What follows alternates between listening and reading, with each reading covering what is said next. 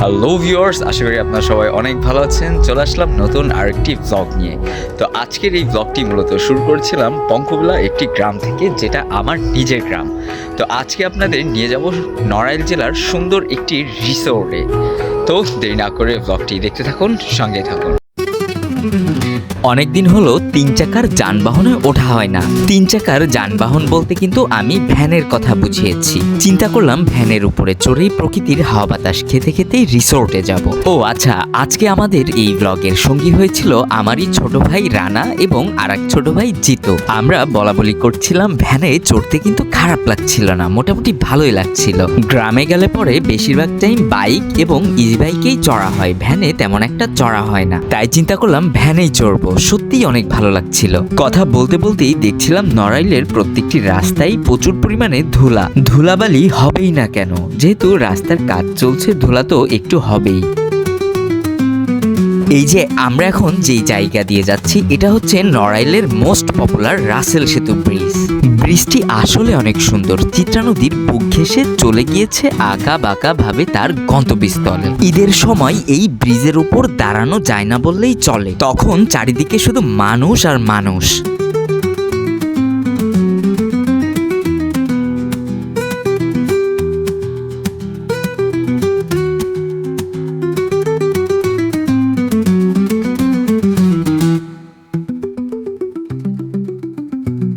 Hello viewers, এতক্ষণ সঙ্গে থাকার জন্য আপনাদের সবাইকে অসংখ্য ধন্যবাদ। তো আমরা দেখতে দেখতেই চলে এসেছি আমাদের সেই গন্তব্যস্থল চিত্রা রিসোর্টে। তো যাই হোক ভিউয়ার্স, আপনারা সবাই সঙ্গে থাকুন, দেখতেই থাকুন। ভিউয়ার্স, আপনারা ভিতরে ঢোকার সঙ্গে সঙ্গেই এরকম একটি ভিউ অর্থাৎ দৃশ্য দেখতে পারবেন। এই রিসোর্টটি মূলত নড়াইল জেলার খুবই গুরুত্বপূর্ণ একটি ভূমিকা পালন করছে। যেমন এই রিসোর্টে একটা রাত হলেও নড়াইল জেলার 50% মানুষেরই থাকার একটা ইচ্ছা বা স্বপ্ন। শুধু নড়াইল জেলার মানুষেরই নয়, এখানে ছুটে আসে খুলনা, যশোর, ঝিনাইদহ, মাগুরা, এদিকে গোপালগঞ্জ, এছাড়াও ঢাকা থেকে অনেকে এসে থাকে এই রিসোর্টে একটা রাত স্টে করার জন্য।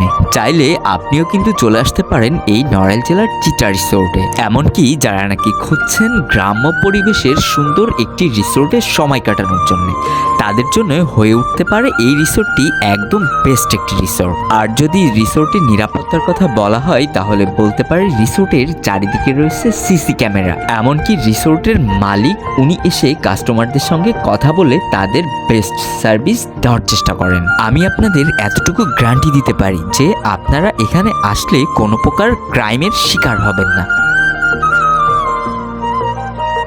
এগুলোই হচ্ছে রিসোর্টের এক একটি কক্ষ। যদিও ভিতরে যাবার কোনো অনুমতি মেলেনি, কিন্তু বাইরে থেকেই বোঝা যাচ্ছে ভিতরটা কত সুন্দর হতে পারে।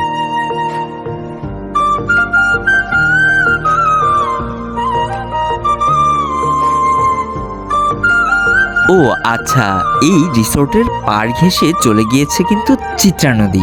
বিকাল হলেই পরিবার নিয়ে এখানে ছুটে আসে অনেক মানুষ। এটা হচ্ছে বাচ্চাদের বিনোদন স্পট। শুধু বাচ্চাদের নয়, বাচ্চাদের সঙ্গে বড়দেরও এখানে ট্রেনে ওঠার সুযোগ রয়েছে।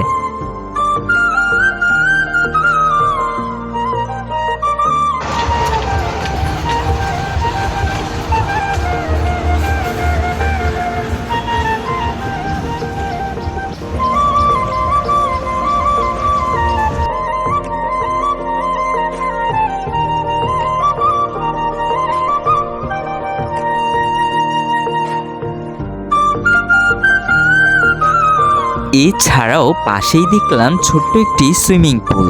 এমনকি সুইমিং পুলের পাশেই রয়েছে নদী। হ্যাঁ ভিউয়ার্স, এটাই হচ্ছে সেই চিত্রা নদী। ভিউয়ার্স, একটাবার চিন্তা করুন, আপনি এই সুইমিং পুলের ভিতরে দাঁড়িয়ে আছেন, হাতে 1 কাপ চা কিংবা কফি, সামনেই রয়েছে সেই বিশাল চিত্রা নদী। তখন আপনার অনুভূতিটা কেমন হবে? এটা ভাবলেই ভিতর থেকে কেমন যেন একটি ভালো লাগা কাজ করে।